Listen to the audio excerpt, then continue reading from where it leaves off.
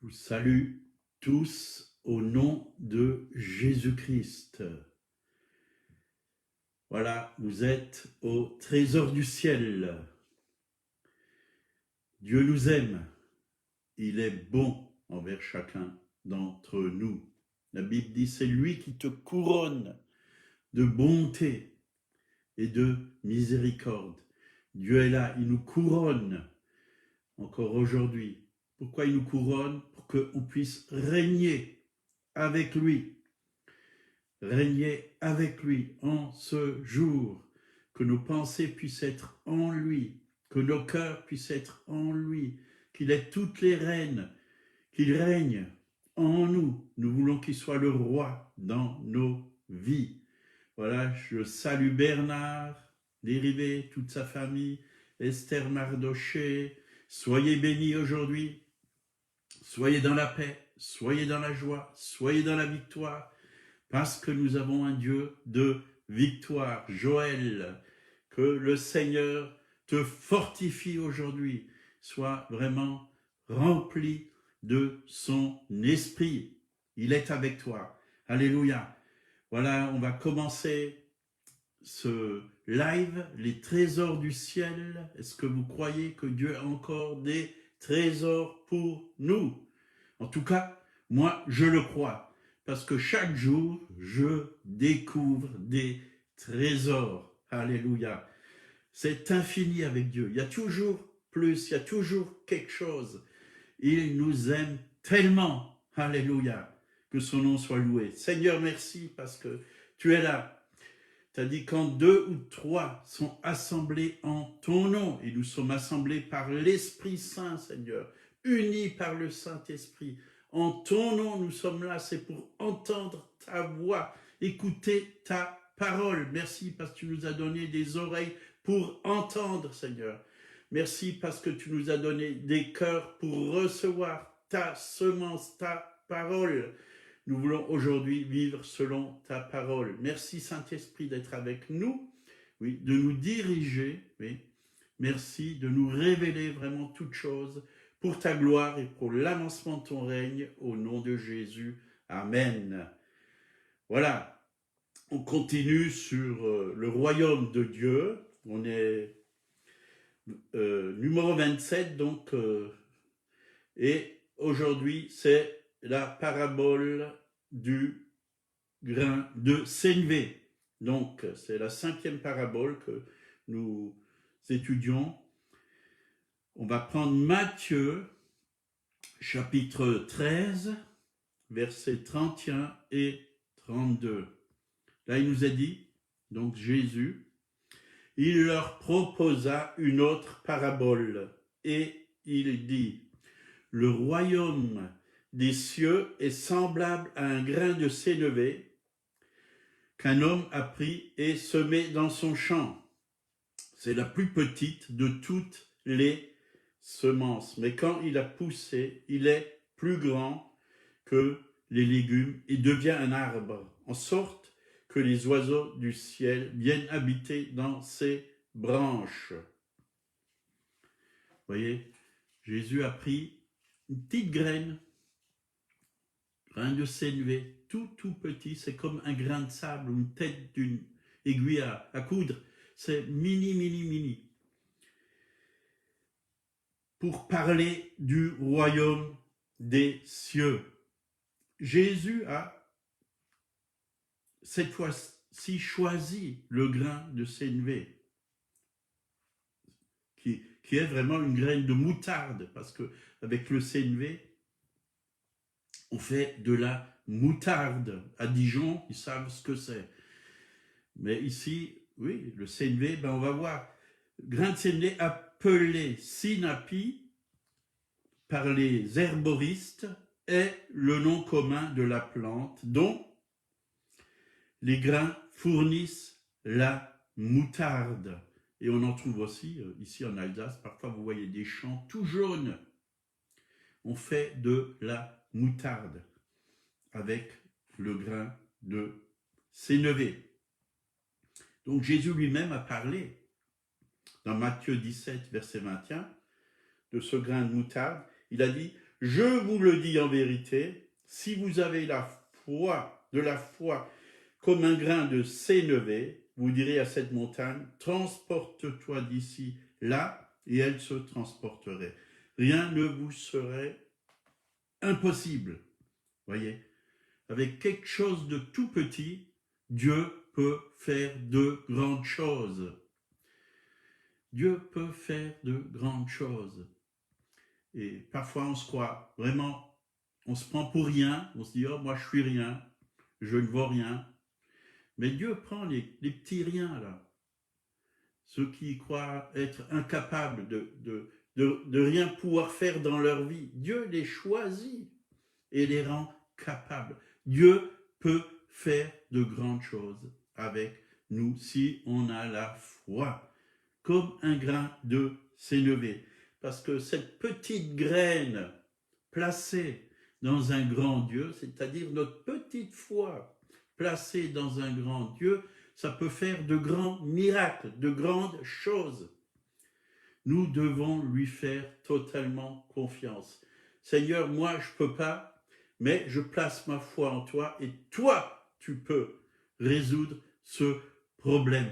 Toi, tu peux faire un miracle. Toi, tu peux transformer quelque chose dans ma vie ou dans la vie de quelqu'un de ma famille. Rien ne t'est impossible. On vient de le lire. Et Dieu transporte, oui, transporte. Oui. Il y a un transport qui se fait, oui, du ciel sur la terre. Oui. Tout est là-haut. Tout ce dont nous avons besoin est là-haut au ciel. Et Dieu le transporte. Si on a la foi comme un grain de sénévé, Dieu le transporte sur la terre. Tu as besoin de guérison, Dieu transporte sur la terre.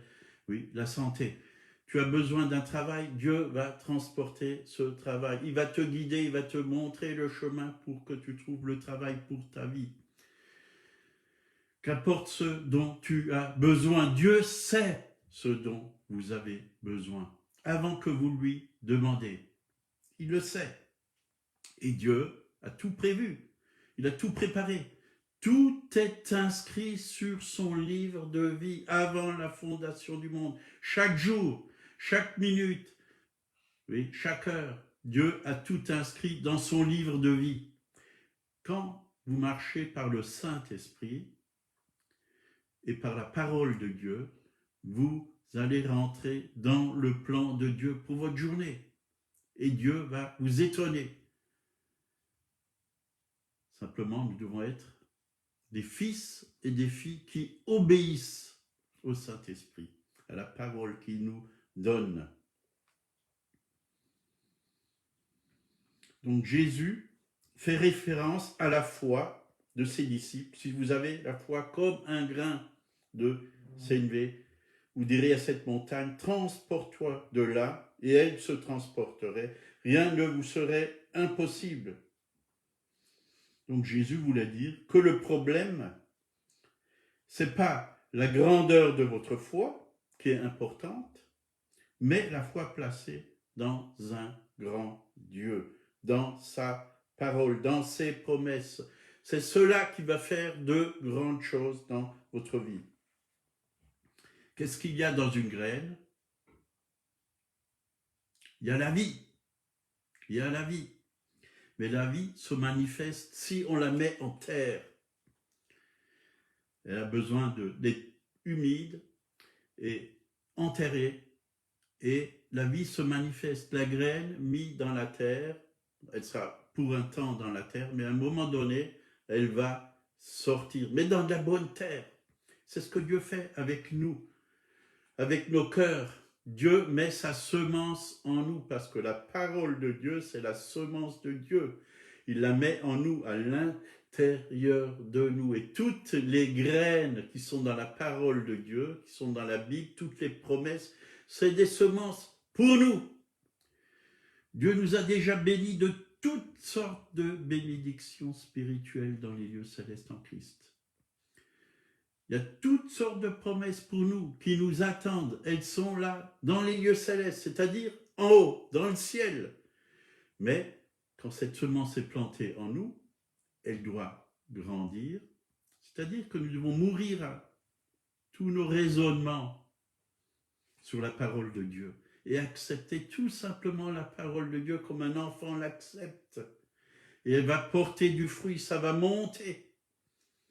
Ça va monter, la graine va sortir, elle va aller vers le haut, vers la lumière. Nous aussi, chaque jour, nous devons aller vers le haut, vers la lumière, dans sa présence, dans les lieux célestes. La Bible dit que nous sommes assis avec Christ dans les lieux célestes.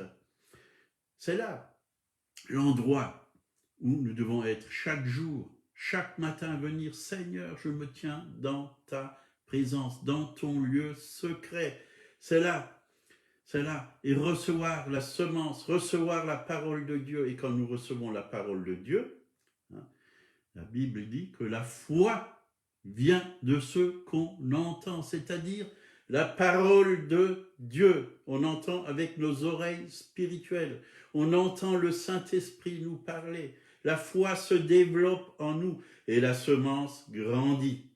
La semence va vers la maturité jusqu'à porter du fruit. C'est ça, le royaume de Dieu se développe à l'intérieur de nous, prend de l'ampleur. Ça devient, oui, ça devient comme un grand arbre qui porte du bon fruit. Hier, je réfléchissais à, par exemple, à une graine. Et là derrière notre maison, il y avait un grand chêne. Bien sûr, ils l'ont coupé parce qu'il était tellement grand, il avait au moins, je sais pas moi, 15 mètres de haut, et il risquait, s'il y avait une tempête, de tomber sur notre maison. Et chaque année, il y avait plein de glands là par terre, et c'est vrai, quand vous regardez un gland, qu'est-ce que représente un gland pour vous? Et je regardais ce gland, et qu'est-ce que je voyais dans ce gland? Je voyais un chêne. Vous voyez, une semence. Nous, on voit peut-être juste un petit gland ou un grain de séné, mais il y a plus. Il y a plus. Il y a un chêne, mais dans ce chêne, il y a toute une forêt, parce que ce chêne va produire beaucoup de glands. Il y a toute une forêt. Et quand on voit un gland, on peut voir toute une forêt. Bien sûr, s'il est planté, s'il est arrosé, s'il est entretenu, nous pouvons voir toute une forêt. Dieu a tout un peuple. Voyez, parfois on sème une petite parole comme ça, et nous on voit juste la petite semence qui a été plantée dans le cœur de cette personne. Par exemple, vous pensez à Billy Graham. Voyez, c'était simplement quelqu'un qui lui a parlé de Jésus. Mais, voyez, il a eu la semence, mais cette semence en lui a produit un fruit extraordinaire. Dans le monde entier, il a apporté la parole de Dieu. Et des milliers, des centaines se sont donnés à Jésus-Christ. Vous voyez, une petite semence, ça peut faire de grandes choses. C'est ça le royaume de Dieu. C'est ça, faire grandir le royaume de Dieu. C'est déjà d'entretenir ce que Dieu nous donne. L'ennemi aimerait venir manger cette semence. Les oiseaux du ciel, ils viennent sur l'arbre et ils aimeraient manger cette semence. Ça représente l'ennemi. Les oiseaux du ciel représentent l'ennemi qui vient manger la semence pour qu'elle ne puisse pas porter du fruit. Vous voyez, Dieu a choisi les choses folles du monde. On va lire ça. 1 Corinthiens, chapitre 1, versets 27 à 29. Mais Dieu a choisi les choses folles du monde pour confondre les sages. Vous voyez, les choses folles. Parfois, on voit quelqu'un et on se dit, bon, lui, il n'arrivera pas à grand-chose. Il ne pourra pas faire grand-chose dans sa vie. Et c'est ce qu'on m'a dit, parce que je sortais de la drogue. Et malheureusement, c'est des chrétiens qui m'ont dit cela. Ils m'ont dit, lui, il n'est pas éduqué, il n'est pas instruit, il ne sera jamais pasteur. Et c'est ce qu'on m'a dit. Mais j'ai dit, Moi, je ne cherche pas à être pasteur, je cherche à faire tout simplement ce que Dieu veut que je fasse. Dieu m'a dit d'aller à une formation à la porte ouverte, formation biblique, et je vais y aller. Et je suis allé, j'ai obéi au Seigneur. Et quand je suis ressorti, Dieu m'a appelé à ouvrir une assemblée. Et c'est pas moi qui ai choisi. Dieu a choisi les choses folles du monde pour confondre les sages. Il y a des gens qui sont trop sages. Ils voient avec leur sagesse humaine. Voyez. Dieu a choisi les choses faibles du monde pour confondre les fortes. Voyez, Dieu n'agit pas comme nous. Dieu ne pense pas comme nous. Les pensées de Dieu sont totalement différentes. Et Dieu a choisi les choses viles du monde et celles qu'on méprise, celles qui ne sont point, pour réduire à néant celles qui sont, afin que nulle chair ne se glorifie devant Dieu. Vous voyez, Dieu, il fait comme il veut. Il peut utiliser un petit enfant comme ça, même de 5, 6, 7 ans. Il y a des petits enfants comme ça que Dieu a utilisés même pour prêcher la parole. Et il y a eu des conversions. Pour guérir des malades, des enfants ont prié pour des malades et les malades ont été guéris, des tout petits enfants, parce qu'ils étaient simples, tout simples, ils étaient obéissants, ils entendaient, ils étaient sensibles à la voix du Saint-Esprit. Donc quand la graine est semée, c'est comme la foi qui entend la parole de Dieu, produit un résultat merveilleux. Donc ça monte, ça grandit et ça devient un arbre. Et c'est vrai, moi j'aime la moutarde. J'aime la moutarde. Je trouve ça un bon goût avec de la viande, c'est délicieux. Et c'est vrai, ça réjouit ceux qui goûtent à cette moutarde. Dans Éphésiens 6, il nous a dit, Éphésiens 2, verset 6, il nous a ressuscités ensemble, il nous a fait asseoir ensemble dans les lieux célestes en Christ.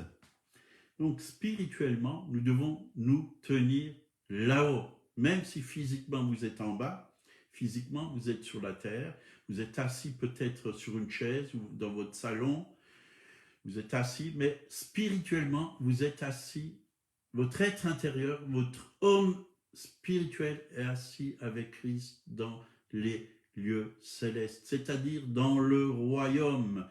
Par la nouvelle naissance, vous êtes rentrés dans le royaume de Dieu et vous êtes assis avec Christ. Vous régnez avec Christ, là-haut. Et quand on est en haut, qu'est-ce qui se passe? Par exemple, vous êtes dans un avion, c'est ce qui m'est arrivé il n'y a pas longtemps, enfin au mois de septembre, j'étais dans un avion et on traversait vraiment les grandes montagnes, les Alpes, vous voyez les montagnes. C'est très haut, mais d'en haut, c'est beaucoup plus petit. Vous voyez les maisons, quand vous commencez à décoller, elles deviennent de plus en plus petites. Les montagnes deviennent comme des taupinières. C'est-à-dire, d'en haut, vos problèmes, ils deviennent petits. Quand vous voyez comme Dieu voit, vos problèmes sont petits. Parce que pour Dieu, c'est rien. Vos petits problèmes, vos petits soucis, vos petits besoins. Pour Dieu, c'est rien. Il est capable de résoudre tout ça. Il est capable. Mais quand on voit comme Dieu, alors on ne s'inquiète pas parce que Dieu est là. Dieu est beaucoup plus grand que tous nos problèmes. Beaucoup plus grand. Nos problèmes deviennent tout petits quand on est dans sa présence, quand on est assis avec Christ dans les lieux célestes, quand on regarde les choses d'en haut. Et ce qui est merveilleux, c'est qu'on a un accès direct par le sang de Jésus. Oui, on a un ciel ouvert devant le trône de Dieu. On est dans la présence de Dieu. Et dans la présence de Dieu, il y a tout ce dont nous avons besoin. Qu'est-ce qu'on veut de mieux que la présence de Dieu? Dans la présence de Dieu, il y a l'amour de Dieu, il y a la joie de Dieu, il y a la paix de Dieu. il y a la grâce, il y a la bonté, il y a tout ce dont nous avons besoin, il y a la gloire de Dieu dans sa présence, tout ce dont nous avons besoin. La gloire, c'est toutes les facettes de Dieu. Et bien souvent, quand les gens sont remplis de gloire comme ça, hein, j'ai entendu des témoignages, et même moi-même, j'ai déjà vu la gloire de Dieu descendre. Il y a comme un nuage comme ça qui se manifeste pendant la louange et l'adoration. La gloire descend et les gens sont libérés, guéris. D'un coup, les gens sont remplis du Saint-Esprit, remplis de la bonté, de l'amour de Dieu le Père. Quelque chose se passe, il y a des déclics spirituels, il y a des choses qui sont débloquées. Et c'est ce dont nous avons besoin. Oui. D'être comme cette plante, aller plus haut. Oui. Ne pas rester dans la terre, dans l'obscurité. Le grain doit monter, grandir, jusqu'à atteindre vraiment le royaume. Se tenir dans la présence de Dieu. D'ailleurs, Paul disait aux Colossiens, au chapitre 3, versets 1 et 2, « Si donc vous êtes ressuscités avec Christ, cherchez les choses d'en haut, où Christ est assis, à la droite de Dieu. Affectionnez-vous aux choses d'en haut et non à celles qui sont sur la terre. » Mais bien souvent, c'est le contraire. On regarde à tout ce qui ne va pas sur la terre et on s'attache à tout ce qui est sur la terre. On perd quelque chose. Oh là là, c'était tellement précieux, j'ai perdu ceci, j'ai perdu cela. Mais ce qui est précieux, c'est surtout Jésus-Christ. Ce qui est précieux, c'est être avec lui, dans son royaume, être avec le Père, avec Jésus, avec le Saint-Esprit. Ça, c'est beaucoup plus précieux. Et tout le reste, Dieu va nous le donner. Et si on a perdu quelque chose, Dieu peut vraiment nous le faire retrouver. On peut le retrouver en lui. Alors, gardons cette semence à l'intérieur de nous. Prenons soin de la semence qui est la parole de Dieu et qu'elle puisse vraiment venir à maturité, que les oiseaux du ciel ne puissent pas venir la manger, que nous puissions vraiment porter du fruit et beaucoup de fruits. Voyez, le royaume de Dieu, ça a commencé à la Pentecôte quand le Saint-Esprit est venu sur les 120. Ils ont été remplis. L'Église de Jésus-Christ est née. Ils sont rentrés dans le royaume de Dieu par la nouvelle naissance.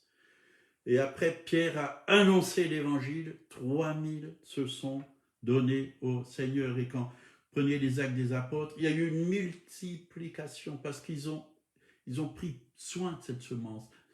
Ils se sont appuyés, oui, sur la parole de Dieu. Leur foi était solide en Jésus-Christ. Dans Acte 1, 8, la Bible dit, vous recevrez une puissance, celle survenant sur vous, le Saint-Esprit de Dieu, et vous serez mes témoins, Jérusalem, la Judée, la Samarie, et jusqu'aux extrémités de la terre. Vous voyez, la terre a été touchée. Aujourd'hui, dans les nations du monde entier, il y a énormément de personnes qui croient en Jésus-Christ. Bien sûr, tout le monde ne va pas accepter Jésus. Il y en a qui vont vouloir garder leur religion. Il y en a qui voudront garder leur tradition. Il y a plein de personnes qui ne voudront pas marcher avec Jésus-Christ. Mais Dieu a un peuple. Dieu a une épouse qu'il est en train de préparer, que nous puissions être prêts quand il revient. Quand il revient. On va finir par une parole dans 1 Jean, chapitre 5, verset 3. « Ces commandements ne sont pas pénibles, parce que tout ce qui est né de Dieu, et si vous êtes né de Dieu, hein, vous triomphez du monde. Tout ce qui est né de Dieu triomphe du monde. Et la victoire qui triomphe du monde, c'est notre foi, même si elle est comme un grain de sénévé. » avec la foi, vous allez pouvoir déplacer des montagnes. Les montagnes de vos problèmes vont être déplacées. Vous allez aller vers les solutions, vers les miracles. Dieu est tout-puissant. Placez votre foi en lui. Voilà ce que je veux vous encourager aujourd'hui. Soyez bénis, passez une bonne journée. Si vous ne connaissez pas le Seigneur, sachez qu'il est vivant, qu'il vous aime, qu'il vous appelle. Oui, pas votre nom, et qu'il veut vous faire rentrer dans le royaume de Dieu. Vous pouvez tout simplement l'accepter comme votre sauveur personnel. Vous pouvez faire cette prière avec moi, si vous ne le connaissez pas. Seigneur Jésus, je te demande de te révéler à moi, oui, de venir dans mon cœur, et je te remets tous mes péchés, toutes mes fautes. Par ton sang, tu me laves. Tu es mort pour moi, tu as donné ta vie pour moi. Je t'accepte comme mon sauveur et mon Seigneur. Oui, je te donne ma vie, je te donne mon cœur. Je veux vraiment être ton fils, ta fille. Oui, je sais que tu m'aimes. Oui, et Dieu va transformer votre vie. Attachez-vous à lui, attachez-vous à sa parole, lisez la Bible, rencontrez quelqu'un qui est dans la foi, qui aime Dieu, et connectez-vous avec des frères et sœurs en Jésus. Voilà, que Dieu vous bénisse, passez une bonne journée, on continue demain. À bientôt.